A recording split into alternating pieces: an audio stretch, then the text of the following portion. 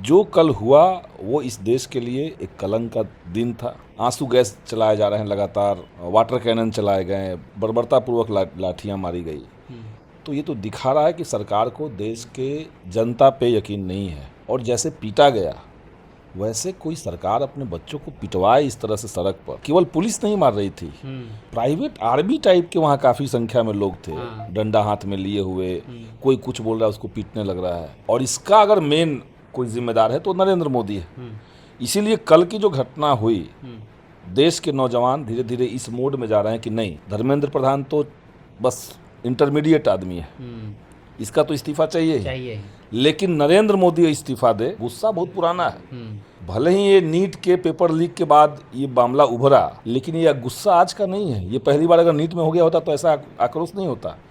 ये सदियों पुराना आक्रोश, लोगों की पीड़ा, लोगों की संवेदना, ये सब जुड़ी हुई थी चीज़ों से। छात्र छात्राओं को बर्बरतापूर्वक पीटा गया। तमाम वीडियो, सैकड़ों वीडियो ऐसा वायरल हो रहा है जिसमें आंसू गैस के गोले दागे जा रहे हैं, लाठी चार्ज किया, किसी का सर फटा हुआ है, किसी का पैंट टूटा हुआ है। तमाम ऐसे वीडियोस वायरल हो रहे हैं। अब यह कहा जा रहा है कि यह जो है सरकार डिक्टेटरशिप की सरकार है और तमाम तरह की बातें अब सामने आ रही है। सरकार जो है इस पर कोई एक्शन, इनके मुद्दों पर जो है लेने का नहीं काम किया। बातचीत करेंगे हमारे साथ भाकपा माले के विधायक संदीप सौरभ जी हैं, पालीगंज से विधायक हैं।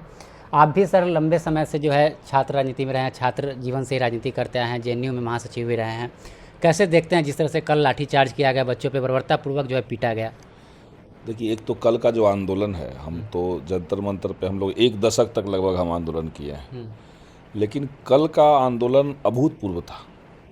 मतलब पिछले 14 साल में जो चल भी रहा है, इतना बड़ा आंदोलन, इतना व्यवस्थित आंदोलन, कोई प्रोफेशनल आंदोलनकारी लोग नहीं थे। आंदोलन में जिन लोगों ने भागीदारी की वो लोग आम छात्र थे जो नीट की तैयारी करते थे, यूपीएससी की तैयारी करते थे, कोई कोचिंग में पढ़ रहे थे, कोई पीएचडी कर रहे थे, कोई एमए कर रहे थे। वो सब उस तरह के लोग थे। और 1 लाख से ज़्यादा लोग इकट्ठा होकर के आंदोलन करें, लेकिन तिरंगा लेकर के बिना कोई उकसावे का, बिना कोई तोड़फोड़ का, बिना कोई हिंसक गतिविधि का ये आंदोलन चला। लेकिन शाम होते होते जो नज़ारा दिखा वो तो बहुत ही रोंगटे खड़ा करने वाला था। इस सरकार ने हिंदुस्तान को, आखिर देश को समझ क्या लिया, कैसा आप चाहते, कैसा देश है ये? वहाँ पे जहाँ पे सरकार किसी का 23 दिन का भूख हड़ताल चले, एक बार बात करना मुनासिब ना समझे, ऐसे पहले कभी नहीं हुआ और शायद किसी देश में होता भी नहीं होगा। 23 दिन तक भूख हड़ताल। हम लोग जेएनयू में थे तो 17 दिन का भूख हड़ताल एक बार चला तो एकदम डर गए हम ही लोग कि भाई अब आगे क्या होगा, इसकी तबीयत खराब हो जाएगी तो क्या करेंगे। और यहाँ 23 दिन तक भूख हड़ताल चला, सरकार से एक आदमी नहीं मिलने जाता है और अचानक से शाम को ताबड़तोड़ लाठियां चलने लगती है। और जैसे पीटा गया वैसे कोई सरकार अपने बच्चों को पिटवाए इस तरह से सड़क पर। और केवल पुलिस नहीं मार रही थी, प्राइवेट आर्मी टाइप के वहाँ काफ़ी संख्या में लोग थे, डंडा हाथ में लिए हुए। कोई कुछ बोल रहा है उसको पीटने लग रहा है। और लोग जो आ रहे हैं वो तो अलग अलग जगह से आ रहे हैं, कोई उस लॉज से है, कोई उस स्कूल वहाँ से है, कोई वहाँ से है, कोई बिहार से लोग ट्रेन पकड़ के यहाँ से भी लोग गए। तो वहाँ पे अचानक से किसी को पीटने लगना, आंसू गैस चलाए जा रहे हैं लगातार, वाटर कैनन चलाए गए, बर्बरतापूर्वक लाठियां मारी गई। तो ये तो दिखा रहा है कि सरकार को देश के जनता पे यकीन नहीं है। जनता पे, अब जनता से कोई लेना देना नहीं है, क्योंकि जो छात्र थे उनके पेरेंट्स भी तो हैं, उनके तो परिवार के लोग भी हैं और वो बड़ी संख्या है। और जो लोग नहीं भी थे उनका भी सेंटीमेंट जुड़ा हुआ है। वो कोई लोकल स्थानीय मुद्दा पर आंदोलन नहीं चल रहा था। लेकिन नरेंद्र मोदी की सरकार इस कॉन्फिडेंस में है कि ईडी, सीबीआई है, चुनाव आयोग हमारी जेब में है, तमाम संवैधानिक संस्थान हमारे जेब में है, मीडिया का जो मुख्य धारा है उसको हमने अपने कब्जे में ले ही लिया है, तो चुनाव हम जीत जाएंगे तो हम सही साबित होंगे। सही तो नहीं साबित होंगे। जो कल हुआ वो इस देश के लिए एक कलंक का दिन था। और छात्रों ने जो मिसाल पेश की, छात्रों ने जो एग्जाम्पल दिया, वो ज़बरदस्त उत्साहवर्धक था। हम लोग को बहुत ही अच्छा लगा वो आंदोलन। छात्रों का तो एक ही मांग था कि धर्मेंद्र प्रधान का इस्तीफा वो लगातार लंबे समय से मांगते आ रहे हैं। धर्मेंद्र प्रधान का इस्तीफा तो देखिए एक तरह का सिंबॉलिक चीज़ है। सब लोग जानते हैं कि इस सरकार में हर फैसला नरेंद्र मोदी और अमित शाह लेते हैं। न्यू एजुकेशन पॉलिसी लाई गई क्योंकि मोदी चाहते थे।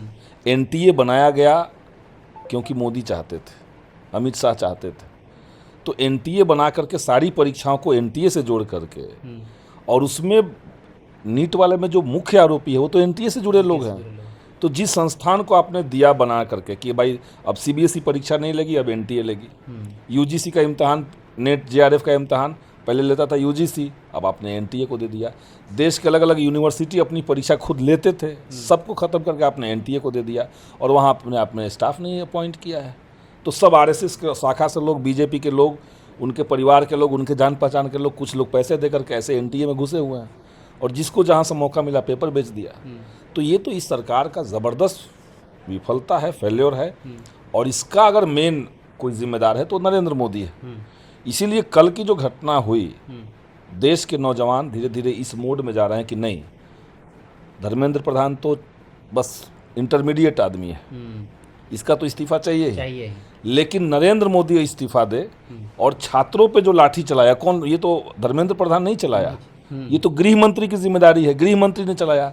दिल्ली पुलिस कंप्लीटली दिल्ली के माने केंद्र सरकार के पास होती है, दिल्ली पुलिस दिल्ली सरकार की नहीं होती है, तो वो गृह मंत्री का है। तो अमित शाह को इस्तीफा देना चाहिए। और ये जो आपने किया है, ये पूरे देश के लोगों का आपने खिल्ली उड़ाया है। वैसे वैसे छात्र हैं, आप समझिए कोई यूपीएससी की लड़की वहाँ पे गई, वो रो रही है कि नहीं मैं तो अब तैयारी ही नहीं करूँगी, डर गई थी, बोली कि हम मैं देखा पुलिस का क्या यहाँ पे रवैया है, तो मैं ऐसे में उसका पूरा सिस्टम से चिढ़ हुआ। और ये एक बड़ी पीढ़ी तैयार हुई इस बार, जो पहली बार सरकार का जो असली चरित्र है उसको लोग समझ रहे हैं। तो इनको डेमोक्रेसी से कुछ लेना देना नहीं है। और सबसे खराब बात, जो आम छात्र आंदोलन कर रहे हैं उसको सरकारी तंत्र का इस्तेमाल करके ये लोग दुष्प्रचार फैला रहे हैं कि आप फलाने जगह से आपका फंडिंग हो रहा है, आप जो है देश को अस्थिर कर रहे हैं। पाकिस्तान का जो है लिंक बताया जा रहा है, बेहुदा बयान भाजपा के नेताओं का हम देख रहे थे।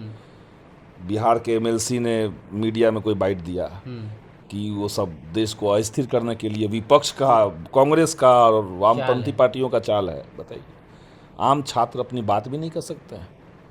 तो देश के अंदर हर तरह की असहमति को अगर आप क्रिमिनलाइज कर देंगे, उसको अपराधीकरण उसका कर देंगे, अब असहमत होना ही अपराधी होना हो जाएगा, तो वहाँ डेमोक्रेसी तो नहीं टिकेगी। लोग कह रहे हैं कि अब संविधान से देश नहीं चल रहा है, ये लोग संविधान को जो है ताक पे रख दिया है। ताक पे रख चुका है, संविधान रहेगा वैसे का वैसे, लेकिन संचालन जो किया जाएगा, बाबा साहब ने यही कहा था कि संविधान तो अच्छा लिखे हैं, लेकिन ये अच्छा है कि बुरा है ये तो चलाने वाले पे डिपेंड करता है।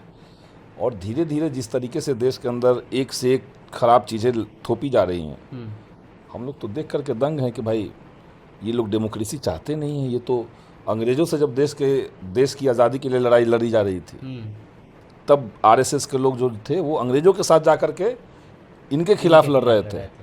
आज हम देख रहे हैं कि देश के नौजवान शिक्षा व्यवस्था को, परीक्षा व्यवस्था को दुरुस्त करने के लिए, सुधार करने के लिए अगर सड़क पे उतर रहे हैं, तो वहाँ भाजपा और आरएसएस के लोग क्या कर रहे हैं, प्राइवेट आर्मी के लोग भेज रहे हैं, प्राइवेट गुंडे भेज रहे हैं, अलग अलग ड्रेस में जो है लोग पहुँचे, यहाँ तक कि पुलिस जो है उनके बैचेस भी नहीं थे, उनका हटा दिया गया था। बिल्कुल यही सरकार का चरित्र है, पुलिस के बैचेज नहीं थे, कोई जिम्मेदारी नहीं थी, और बिना कोई भड़कावे का। मतलब मैं तो यही बात सोच रहा था, ये जब तय था, मैं तो उससे पहले 2 दिन 3 दिन वहाँ था भी जंतर मंतर पे, तो वहाँ पे तो एकदम प्लान था कि नहीं किसी तरह का भड़काऊ चीज़ नहीं होना है, कोई पथराव नहीं होना है। प्रोटेस्ट जब शुरू हो रहा था उस समय आप देखे होंगे एक वैन वहाँ पे लगी हुई थी, उसमें पत्थर रखे हुए थे।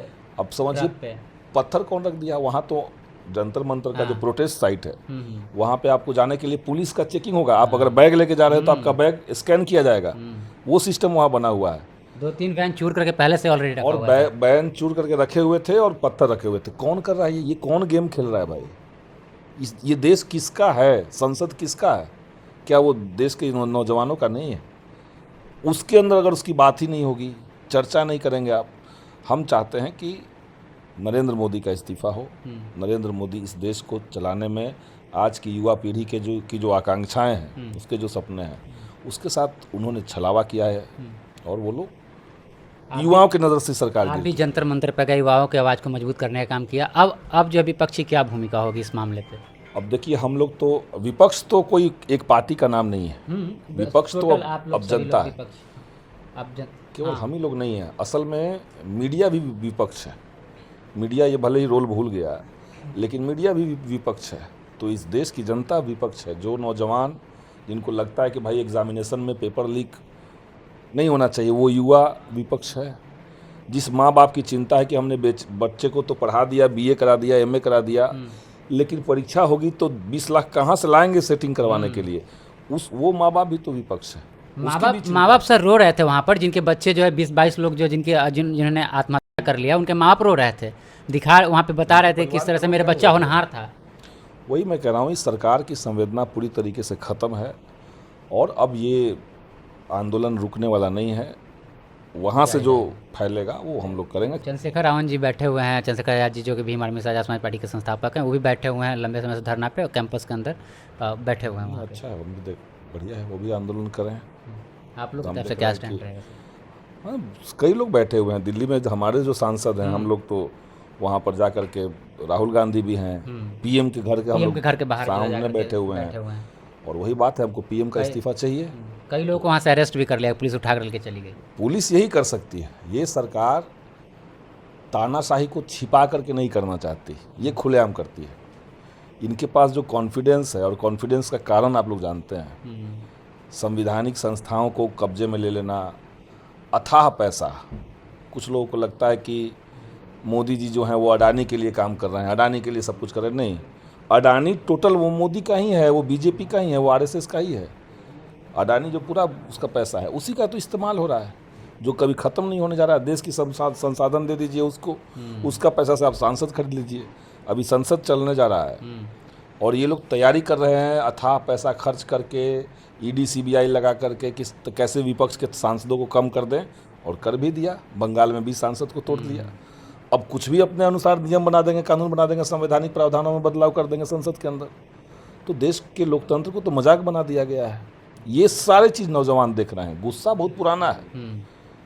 भले ही ये नीट के पेपर लीक के बाद ये मामला उभरा, लेकिन ये गुस्सा आज का नहीं है। ये पहली बार अगर नीट में हो गया होता तो ऐसा आक्रोश नहीं होता। ये सदियों पुराना आक्रोश, लोगों की पीड़ा, लोगों की संवेदना, ये सब जुड़ी हुई थी चीज़ों से। अब तो ऐसा कयास लगाया जा रहा है सर कि कहीं नेपाल वाला भी यहाँ पे हालत ना हो जाए भारत में। नहीं, नेपाल वाला हालत क्या होगा, नेपाल का परिस्थिति अलग है, भारत का अलग है। नेपाल में कोई फांसीवादी सरकार नहीं थी जो नफरत का व्यापार करके सत्ता में आई थी। हिंदुस्तान के अंदर वैसी सरकार है जो कई लाशों पे चढ़ते हुए सत्ता पे आई है। तो दोनों की स्थितियों में अंतर है। ये लोग, इनको और भी गुजरना पड़ेगा तो गुजर जाएंगे, तो अंतर है, लेकिन हम चाहते हैं कि बदलाव हो। धन्यवाद। चलिए, तो जंतर मंतर पर जिस तरह से बर्बरतापूर्वक छात्र छात्राओं को पीटा गया, तमाम वीडियो, तमाम फ़ोटो सामने आए, सभी लोग जो है, लोग सोचने पर मजबूर है कि देश में हो क्या रहा है। बातचीत कर रहे थे हमारे साथ संदीप सौरभ थे, जो पालीगंज से विधायक हैं, भाकपा माले के विधायक हैं। अभी क्या प्रतिक्रिया जंतर मंतर को लेकर के, जिस तरह से बर्बरतापूर्वक छात्र छात्राओं को पीटा गया, प्रतिक्रिया लिखिए कमेंट बॉक्स में। देखते रहिए द एक्टिविस्ट। मैं अभिषेक, बहुत बहुत धन्यवाद।